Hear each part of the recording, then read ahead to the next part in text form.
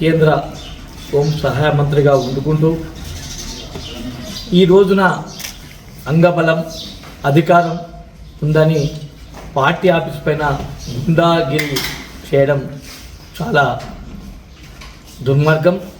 కాబట్టి కేంద్ర మంత్రిగా ఉన్న బండి సంజయ్ గారు మొన్నటి రోజున నువ్వు మాట్లాడిన మాటలు చూస్తుంటే రాష్ట్ర ప్రజలందరూ ఆ విధానము హిందుత్వం మాటలు చెప్పిన నువ్వే, హిందుత్వంతో గెలిచిన నువ్వే ఒక తండ్రి తల్లి గురించి యాడ్ చేసినావంటే ఎంత మూర్ఖత్వమో దీన్ని బట్టి మాకు అర్థమవుతుంది రాష్ట్ర ప్రజలకు. అసలు నువ్వు కేంద్ర మంత్రిగా ఉన్నవని తెలిసి మాట్లాడుతున్నావా?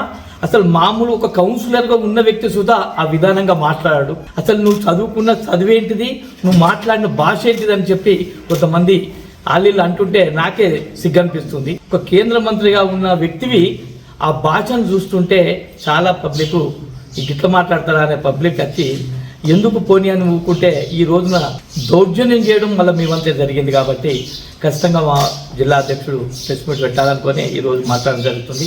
ఖచ్చితంగా నీ మాట విధానం, నీ ప్రవర్తన మార్చుకోకపోతే రానున్న రోజుల్లో రాజకీయానికే నువ్వు అనిపిట్టని చెప్పి మా పార్టీ పక్షాన హెచ్చరిస్తున్నాం.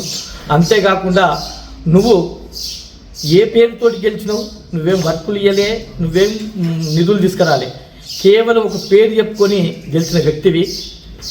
కాబట్టి ఇప్పటికైనా నువ్వు రాజకీయంగా ఎదుర్కోవాలనుకుంటే మా కేటీఆర్ గారిని, నీకు దమ్ము ధైర్యం ఉంటే మా కేటీఆర్ గారు సిరిసిల్లలో నిలుచుండి నువ్వు మా సిరిసిల్లకి వచ్చి పోటీ చేయ ఎమ్మెల్యేగా, నీకు ధైర్యం ఉంటే దమ్ము ఉంటే అప్పుడు మా కేటీఆర్ గారి ధైర్యం ఏంటిది, దమ్మేంటిది, మా కేటీఆర్ ఏం చేసిండు అనేది నీకు తెలుస్తుంది.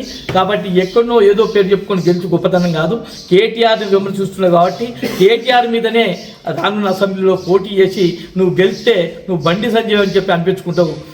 ఇటువంటి మాటలు మానుకొని ఇక ముందైనా కానీ అధికారం ఉందని, అండబలం ఉందని ఇటువంటి మాటలు మానుకోవాలి. ఈ గుండాయిజం తగ్గించుకోకపోతే ఖచ్చితంగా రానున్న రోజుల్లో ఉద్యోగం నుంచి వచ్చిన వ్యక్తులు మేము టీఆర్ఎస్ పార్టీ, బీఆర్ఎస్ పార్టీ అంటే ఖచ్చితంగా దాడికి ఎదురుదాడి దిగుతాం. దానికి రెండంతలు చేసే కెపాసిటీ ఉన్నా కానీ మేము ఎందుకు మౌనంగా ఉంటున్నామంటే మీ ప్రవర్తన, మీ పద్ధతి మొత్తం పబ్లిక్ తెలిసినాక తర్వాతనే మేము ఉద్యమిస్తామని చెప్పి ఈ సందర్భంగా హెచ్చరిస్తున్నాను.